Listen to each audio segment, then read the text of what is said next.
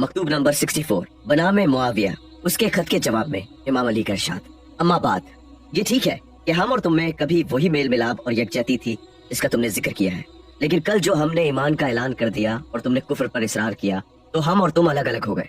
और आज ये फर्क है कि हम अपने ईमान पर कायम हैं और तुम गुमराही में मुब्तला हो। तुम में किसी ने इस्लाम कबूल नहीं किया मगर मजबूरी में, और वो भी उस वक्त जब तमाम अशराफ अरब दाखिल इस्लाम होकर हजरत रसूल खुदा सल्लल्लाहु अलैहि वसल्लम का धड़ा बन चुके थे। और तुमने ये भी जिक्र किया कि तलहा और जुबैर को मैं अली ने कत्ल किया, मैंने ही आयशा को घर से निकाल कर रुस्वा किया और मदीना छोड़कर 2 शहरों कूफा और बसरा के दरमियान जा उतरा।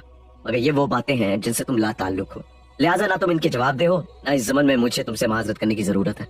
और तुमने ये भी जिक्र किया कि तुम महाजरीन और अंसार के लाओ लश्कर के साथ मुझसे मिलने आ रहे हो और लड़ाई का इरादा रखते हो। हालांकि हिजरत का रिश्ता तो उसी दिन मुनक़ता हो गया था जब जंग बदर में तुम्हारे भाई उमर बिन अबी सुफियान को कैद कर लिया गया था। खैर, अगर जंग की इतनी ही जल्दी है तो जरा आराम करो, क्योंकि तुम्हें तकलीफ करने की जरूरत नहीं। अगर मैं खुद तुमसे मिलने आऊं तो इस लिहाज से ज्यादा मुनासिब होगा कि मुमकिन है अल्लाह ताला ने तुमसे इंतकाम लेने के लिए मुझी को तुम्हारे पास भेजा। और अगर तुम मुझसे मिलने आ गए तो फिर वही होगा जो बनु असद के शायर ने कहा, वो मौसम गर्मा की उन आंधियों का सामना करेंगे जो गारों और चट्टानों के दरमियान उन पर संगरेजों की बारिश करेंगी। और वही तलवार आज भी मेरे हाथ में है जिसमें तुम्हारे नाना, मामू और भाई को एक ही जगह काट कर वासिले जहन्नुम कर चुका हूँ। रहे तुम सो खुदा की कसम, मेरे इल्म के मुताबिक तुम्हारा दिल फहम और फरासत से आरी और तुम्हारी अक्ल अभी बाजारी है।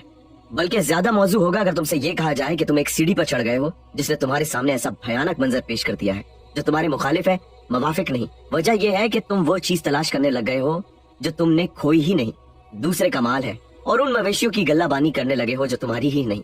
और तुम नाहक उस समर के तलबगार बन बैठे हो जिसके ना तो तुम अहल हो और ना उसकी बुनियादी शराइती के हामिल हो। सब खुद सोच लो कि तुम्हारे कौल और फेल में कितना फर्क है और तुम्हें अपने चचाओं और मामुओं से कितनी करीब की मुशाबहत है, जिन्हें बदबख्ती और आरज़ुए बातिल ने हजरत मोहम्मद सल्लल्लाहु अलैहि वसल्लम का इनकार कर देने पर उभारे रखा। चनाचा तुम्हें अच्छी तरह मालूम है कि उन्हें पछाड़ कर कहाँ कहाँ मारा गया।